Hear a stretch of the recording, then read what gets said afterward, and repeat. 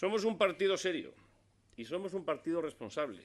Y hacer oposición no significa renegar del acuerdo. Nadie duda de que el Partido Popular ha marcado su impronta, ha marcado su ritmo y ha marcado su planteamiento.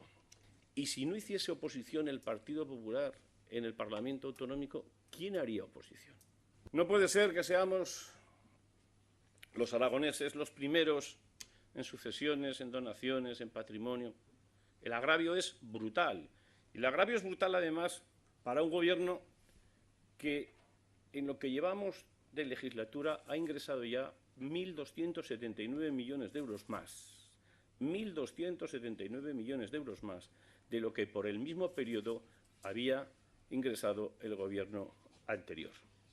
Y aún así ha abandonado cuestiones básicas y fundamentales, pivotando la mayor parte de lo que es su política en algo que tanto le gusta, que son predicamentos y subsidios. La política del gobierno de Aragón es la del intercambio de sillones. El presidente del gobierno le asegura el sillón al alcalde de Zaragoza y el alcalde de Zaragoza le asegura el sillón al presidente del gobierno. Somos la primera fuerza y lo vamos a seguir siendo, porque vamos a ganar y gobernar.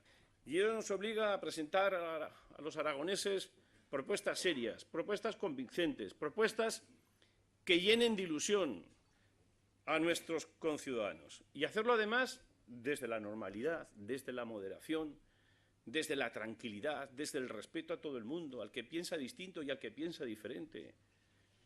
Es posible hacerlo así.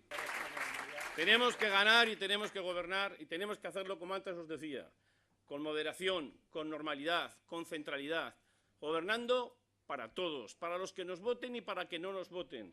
Seguiremos ganando confianza.